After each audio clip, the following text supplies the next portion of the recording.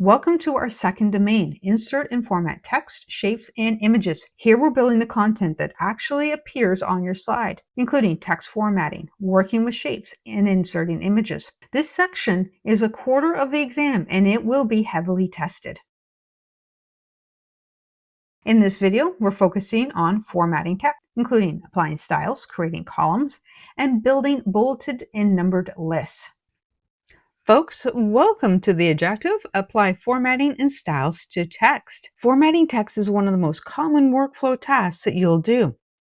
You'll use it to control the appearance of titles, body text, and placeholders. PowerPoint gives you direct formatting tools, so you can adjust the font, the size, the color, and the effects to text. You can also use the built-in styles to apply consistent formatting. Let's take a look at both of these. Let's start off with the direct formatting.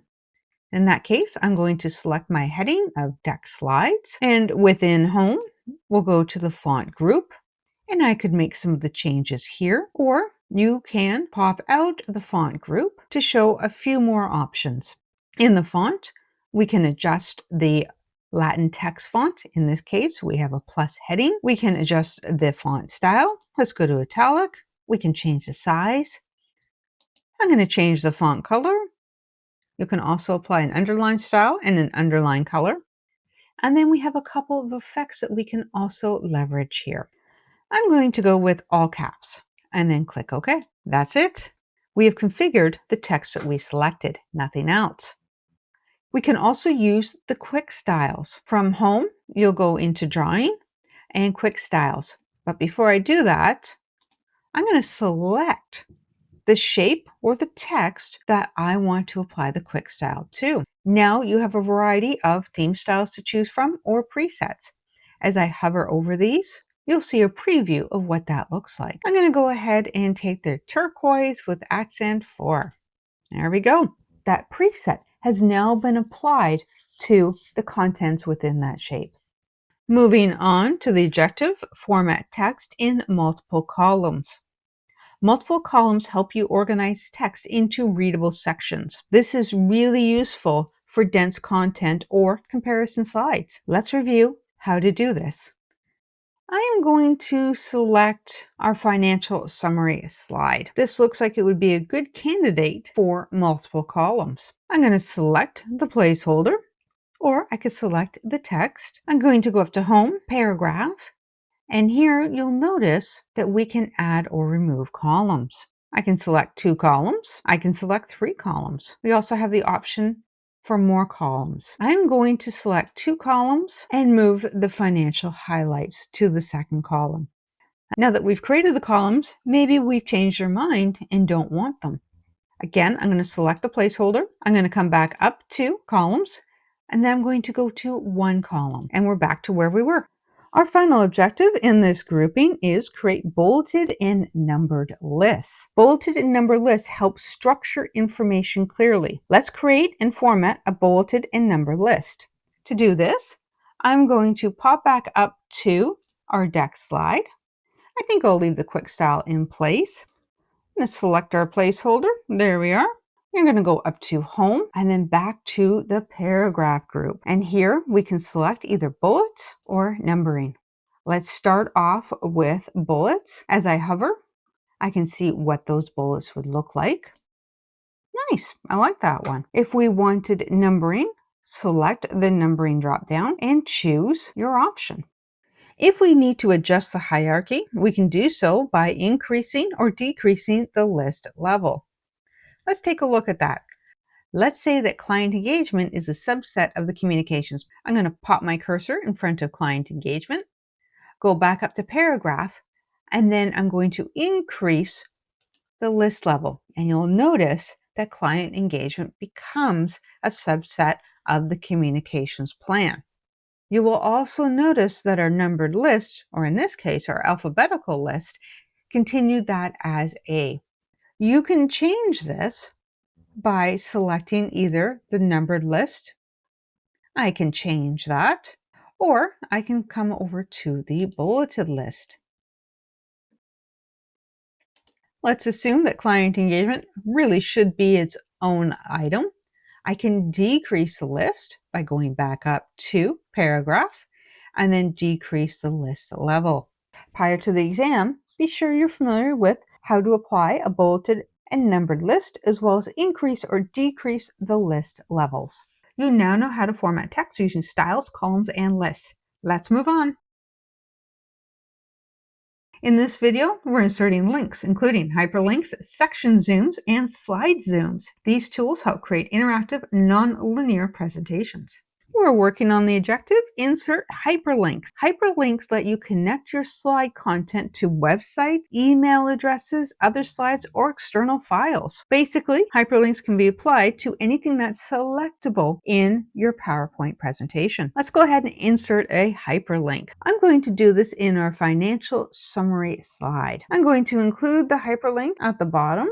I'm going to pop up to Insert and then select Link and then Insert Link. Now you can select your hyperlink. It can be an existing file or web page. Maybe it's in the current folder that you're working in. Maybe you're hyperlinking to a report, any browse pages, or recent files. We can hyperlink to a place in the existing document, as well as an email address. I'm going to link to a place in the document, and I'm going to select the detailed financials, which just happens to be the following slide. We can see that PowerPoint included the text to be displayed. We could change this. We could also add in a screen tip if we wanted to do so. I'm just going to go ahead and insert that hyperlink. I can hover over that hyperlink and see that it's active. And then I can control click to follow that link or go to it, and it will pop me into our detailed financial slide. Personally, I like using hyperlinks to reduce the clutter in my deck. The second and final objective in this group is insert section zoom links and slide zoom links. We looked at zoom links in the previous module. Now we're going to look at them in a little bit more detail. Remember that a zoom link will create an interactive navigation within your presentation. A slide zoom will jump to a specific slide, and a section zoom jumps to an entire section. Think of zoom links as clickable thumbnails. Let's go ahead and take a look at these. First thing I'm going to do is come up to the top of my deck, and for this demonstration, I am going to change the layout to blank. Perfect. This will make it a little bit easier for us to see the zoom link. Once we have that in place, pop up to Insert. You'll find Zoom and Links, and we want to do a slide zoom first. I want to have a slide zoom or a clickable link to, let's say, project management. I'm going to select that and insert. You will notice that I now have a placeholder with that slide. Clicking on it does nothing. In order to jump to that slide, you must right click and then go to slide. Let's do the same thing for a section zoom. I'm going to go back up to our blank slide. In this case, I'm going to select section zoom. You'll notice that the layout looks a little bit different because it's only showing us the sections. I'm going to take section 5, the financials. And insert, as before, I can right click and then I can go to the section. This popped me into the financial section. And that's all there is to inserting section zooms or slide zooms. You've learned how to insert hyperlinks and zoom links to make your slides more interactive. Let's keep going. In this video, we're inserting and formatting images, including resizing, cropping, applying styles, and capturing screenshots. Folks, we're working on the objective, resize and crop images. Resizing and cropping images helps you control how visuals fit on your slide. Let's resize and crop an image. First thing we're going to do is we are going to select the image that we want to resize. I've selected my image, and at this point, I can resize that image. I can make it bigger or smaller. I can rotate it. And put that back up to the top. There we go. Oh, not quite. That looks good. We can stretch the image. We can also compress the image. We can also crop the image. To do so, make sure your image is selected. Pop up to Graphics Format and then Crop. And you have a couple of options here. We can just go ahead and crop, and we'll do that in a moment. We can crop to a shape. I'm going to show you this with an actual picture. So hold on for that. We can specify the aspect ratio. We can also fill a picture or we can make it fit. I'm going to go ahead and crop. You'll notice as soon as I select crop, we have some placement markers here. And what this will do is remove sections of that image. Maybe that's all we want. And at this point, you can either hit enter on your keyboard or pop back up to crop, and this will apply those changes. I'm going to pop down to another slide. In this case, I have a picture instead of an image. Same principles apply. Select your image and then go up to picture format. Here we can crop, and in this case, this is where I'm going to use the crop to shape.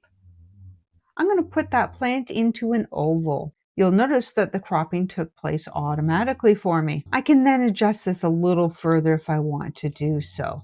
Maybe I want to highlight that peony. Perfect. Moving on to the objective, apply built-in styles and effects to images. PowerPoint includes built-in picture styles and effects that will instantly enhance your image. These tools will help you create polished, professional visuals very quickly.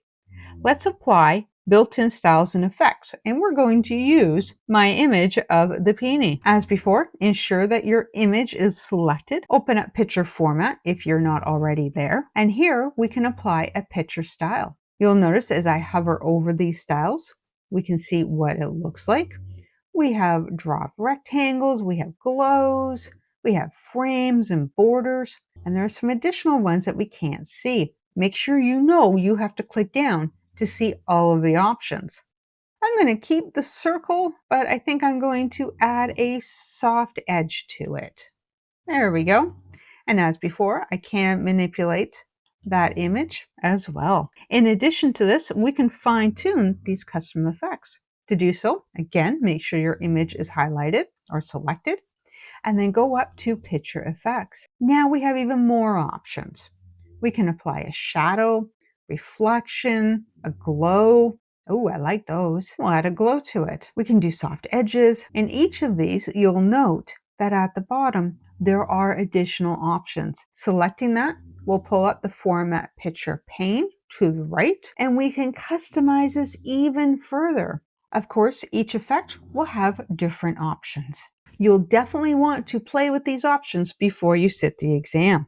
Our final objective in this grouping is insert screenshots and screen clippings. Screenshots and screen clippings let you capture content directly from our screen and insert it into our presentation. Let's take a look at how we do this. First thing I'm going to do is I'm going to add in a new blank slide. Now that I have my blank slide inserted, I'm going to go up to Insert, and then in the Images group, select Screenshot. You'll notice that we have two options. If we have any windows that are available to us, we can use those, or we can grab a screen clipping. Let's start off with inserting the screenshot. I have one window available. I'm going to select it, and you'll notice that our screenshot was immediately inserted into our slide. I'm going to close the design suggestions. I can now manipulate this screenshot as required. I'm going to move it down into the corner. Now let's go ahead and insert a screen clipping. As before, go up to Insert, Screenshot, and in this case, we want a screen clipping. You can now select what you want to clip. I'm going to take this same image and I'm going to select a specific section of that image. Again, I'll turn off the design suggestions. You'll notice a difference. In the screen clipping, it was what I selected that was inserted into our slide. In the screenshot, the entire window was captured and inserted into our slide. Those of you who are going to sit the exam, make sure you know the difference between a screenshot versus a screen clipping. You now know how to insert images, format them, and capture screenshots and clippings. Let's move on. For our final group of objectives in this domain, we're organizing slide content. We are going to learn how to order objects, align them, group them, and use alignment tools. We're starting this very large group of objectives with insert graphic elements. Graphic elements include shapes, icons, smart art, 3D models, and other visual objects. PowerPoint provides all the graphic tools in the Insert tab. We'll take a look at that in a moment. Before we get started, you'll notice that I've opened up a new empty presentation just to make this a little bit easier to see. The first thing I'm going to do is change my first slide to a blank slide. I'm going to right click, layout, and then blank. To insert graphics, like I said, you're going to pop up to insert on the ribbon, and we're going to focus in on the illustrations group. We can insert shapes, icons, 3D models, smart art, and charts. We can also insert pictures. We covered screenshots in the last objective. We can even insert a photo album. Let's keep it simple and do a shape. I'm going to insert a triangle. I've selected that, and now I can draw it out. We can rotate our shape. We can move it around. We can also resize it. I'm going to straighten that out just a little bit. Perfect. I'm going to go back to insert. Let's take a look at icons. You can search for icons. You'll notice that we have multiple icons that we can pick and choose from. Searching tends to be the fastest way to find an icon. I'm going to take an apple and insert that. In addition to icons, we have stock images, we have cutout people, stickers, videos, etc. We can insert a 3D model. In this case, I'm going to take a stock 3D model. Let's take a look at chemistry, and that looks good. Perfect. Resize the model. I'm going to add a new blank slide because I'm going to insert smart art. In this case, I'm going to select a hierarchy and then select an organization chart. And you'll see why I wanted a new blank slide, because smart art tends to take up a lot of the slide when you insert it. I'm going to add another blank slide. Go back to insert, and in this case, I'm going to insert a chart. You'll notice that we have a variety to choose from here. I'm going to take a column chart, and like the smart art, inserting the chart tends to take up most of the slide. And like the rest of the graphic elements, I can resize it and I can move it. If you're sitting the exam, you'll want to review the various graphic elements that you can insert into your deck. Folks, we're moving on to the objective, draw by using digital ink. Digital ink lets you draw freehand. You can use a mouse, a stylus, or a touchscreen to do this. Ink drawings behave just like those graphic elements, and they can be formatted or converted. Let's take a look. As before, I'm going to insert a new blank slide. And in this case, I'm going to select draw from the ribbon. You'll notice that we have a variety of tools that we can use. We have a black pen, we have a red one, looks like a gray pencil, a highlighter. For those of you who have decent handwriting, you may want to use the pen that will convert your handwriting to text. That is not something I will do. I'm going to go ahead and select the black pencil or the black marker. And here I can draw.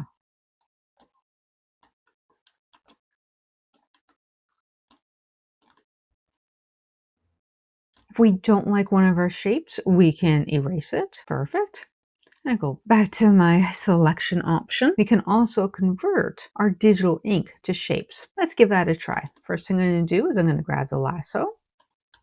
I'm going to select our heart, and then you're going to select ink to shape. Not bad. Let's do that again with my semblance of a square. Perfect, that worked out okay. As before, make sure you select the right button. You can manipulate these shapes that you have drawn. Digital ink is fantastic, but it does take practice. Folks, we're moving on to the objective, add text to graphic elements. Many graphic elements can contain text. This will include our shapes, our smart art, and even icons can include text. The trick to this is to click inside the graphic to activate the text box. Let me show you how to do this. We're going to continue working with the heart that we created in the last objective. I'm going to double click in the heart, and you'll notice that our icon is now within the heart shape. I can start typing as I normally would. I can format this text by selecting it. I can pop up to the font group and adjust the text. Maybe we want to make it red for heart. We can also do this for our smart art. I'm going to go back to the slide that had smart art in it, and you'll notice that it clearly states we can enter text. Let's go ahead and add in some text for our organizational chart. As before, we can manipulate this text as well. Remember the trick. Double-click inside the element in order to add text. Moving on to the objective, resize graphic elements. Resizing graphics ensures they fit on your layout and remain visually balanced. During the exam, you may be asked to resize a shape or an icon or smart art to specific proportions. Let's go ahead and do that. I'm going to continue to work with the triangle here.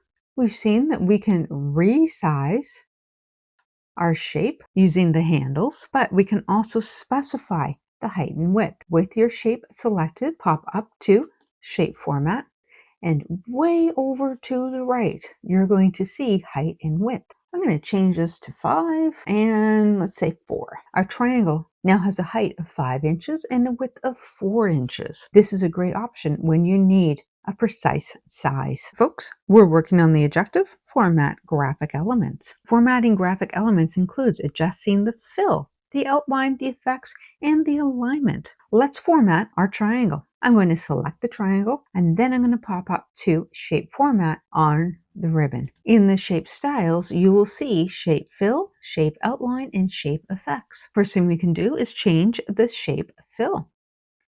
Maybe I wanted a slightly lighter blue. Let's go ahead and change the outline. Let's make it purple so it's pretty visible. The outline doesn't have a lot of weight to it, does it? Let's take a look at that. Let's go back up to Shape Outline, and here we can adjust the weight. We're at 1.5 point. Maybe we want 4.5. That's much more visible. Let's go back. We have advanced options here as well. Now we can see our width, our transparency, the color, the dash type. Here you can fine tune what that line looks like. We can also change the shape effect. We can go into one of the presets. So as you hover over, you'll see the change on that shape. We can do a shadow. There's a reflection. There's a glow. Oh, that's funky. Soft edges, a bevel, a 3D rotation. I'm going to go with the glow. We'll do it in the orange. Perfect. And one last thing I want to point out before we close off this objective is in the fill. You'll notice over to the right in our Format Shape pane, we can adjust the fill as well. I had picked a standard blue fill, but we could have a gradient. We could have a picture or maybe a pattern, and then we can pick the pattern from there as well. We can configure it for the foreground and the background. Lots of options. You should be familiar with these options before you sit the exam, as you will not have time during the exam to go find all of the options. We're moving on to the objective. Apply built-in styles to graphic elements. Using the built-in styles gives you a quick and professional formatting options. Let's go ahead and apply a built-in style to our triangle. I'm going to select the triangle, but before we actually apply a style, I'm going to add some text. All I've done is double-click within the shape, and I'm typing in the word triangle, and it's in white, so it's a little hard to see. This is a great example of why we may want to use a built-in style. With our object selected, pop up to Shape Format, and then you're going to focus in on the shape styles. Instead of working with the shape fill, the outline, and the effects that we did in the last objective, we're going to focus in on the shape styles. You will notice that as I hover over these various pre-built styles, that our shape changes to reflect what that style looks like. There is a down option, but in order to see the changes, I'm going to make a few adjustments to our slides. I'm going to remove our apple and our 3D image, and I'm going to move our triangle over a little bit. I'm going to go back up to Shape Format, and then I'm going to select the down arrow. Perfect. Now we can see all the different styles. I'll move this over just a tad, make it a little bit easier if that's a little better. Okay. Now as I hover over these styles, we can see how our shape changes. Maybe we want a black triangle with white text. Maybe we want an orange triangle with white text, or orange with black. We also have some additional presets as well, and we can see those in the lower section. In addition to that, we also have some additional theme fills, what we're filling that triangle with. For our demonstration, I think I'm going to go with the purple and the white text. Perfect. Using a built-in style is a very quick way to quickly format a shape. Folks, we're in our last objective in this group, and we are working on add alt text to graphic elements for accessibility. Alt text makes your presentation accessible to screen readers. Our alt text should be short, clear, and meaningful. We're going to add alt text to a graphic element. I'm going to continue to work with the triangle here. What you'll want to do is right-click on your graphic and then scroll on down to View Alt Text. Here we can describe our object. You will want to include things like the subject in detail, the setting, the actions, and anything else that is relevant to that object. I've added a very basic description for this object. If you've forgotten to add alt text, when you run the accessibility checker will list the items where you need to include alt text. The accessibility checker is a fantastic tool to ensure that everybody has the same accessibility to every presentation. You now know how to order, align, group, and manage slide content using PowerPoint's layout tools. That finishes the objectives from Insert and Format Text, Shapes, and Images. For our final group of objectives in this domain, we're organizing slide content. We are going to learn how to order objects, align them, group them, and use alignment tools. Folks, our first objective in this group is order slide content. Ordering slide content controls which objects appear in front or behind others. This is essential when working with overlapping shapes, images, icons, or even text boxes. Let's reorder objects. Here you can see that we have 4 rectangles, and I have configured these so that 1 is on top of 2, 2 is on top of 3, and 3 is on top of 4. We may want 4 being on top of all the others. To do so, select your shape, select Shape Format from the ribbon, and in this case, we want to bring it forward because right now 4 is the last item. It's the bottom item. We can bring it forward 1, which would put it on top of 3, or we can bring it to the front, which will bring it on top of all of them. Maybe we want 1 to go behind 2. I've selected 1, and in this case, I'm going to send it backward 1 level. And now we can see that 1 is behind 2, but still above 3. We can also do this using the selection pane. I've activated the selection pane. We can see that to the right. And here we can see our various rectangles. I don't know about you, but having rectangle 3 being represented by 4 doesn't make sense to me. I can rename these. I'm going to actually name it to what I have on the screen, which is 4. 5 is 2, 1 is 1, and 7 is 3. Perfect. I'm going to move these around a little bit. Here, I can reorder by dragging that shape to the right position. In this case, I've moved rectangle 1 up. That means it will be at the top. Maybe rectangle 4 should be back down at the bottom, and it will be behind. I can also lock them in position, and I can hide them. The selection pane is fantastic for precise ordering. We're working through the objective, Align Slide Content. Alignment ensures your slide layout looks clean and professional.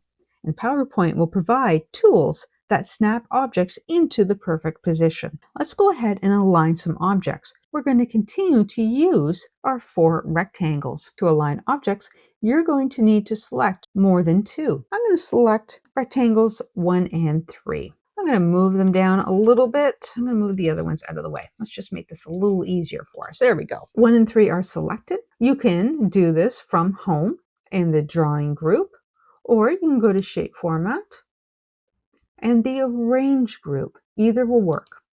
In the Align dropdown, I have the option to align right, align center, left. I can align top, middle, and bottom. Let's start off with aligning left with our 1 and 3 shapes.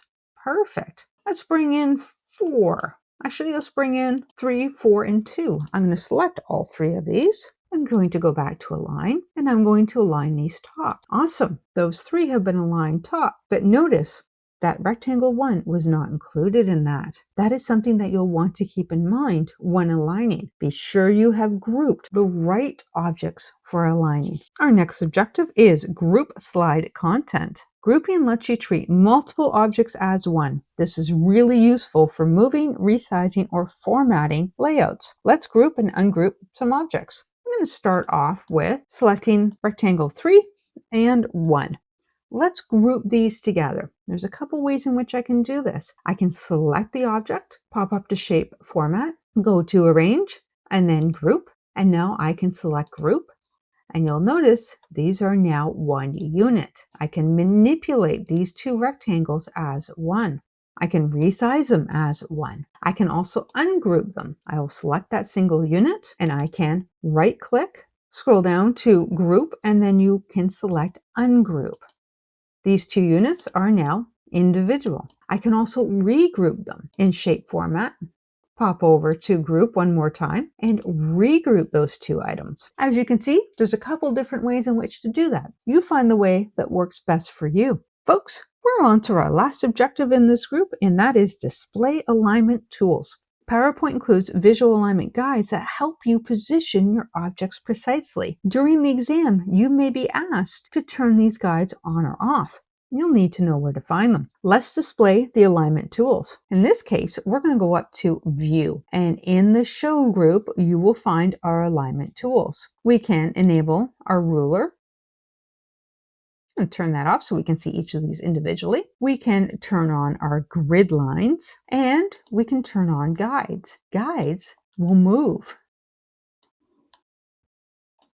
I can now precisely align the shapes to those guides. We can also modify the guides and grid lines. You'll want to pop out Grid and Guides, and here we can snap the objects to the grid. We can configure the grid settings, including the spacing, and we have some additional guide settings that we can enable as well. If I turn all three on, this is what it looks like. And as a reminder, you can use the selection pane for object management. Remember, you'll find that in Shape Format and then Selection pane. And before we wrap this up, one thing I want to point out here, remember we have grouped rectangle 1 and 3, and we can see that in our Selection pane. Remember, we're treating that group as a single unit. Be sure you review the tools within the arranged group prior to sitting the exam. You now know how to order, align, group, and manage slide content using PowerPoint's layout tools. That finishes the objectives from Insert and Format Text, Shapes, and Images.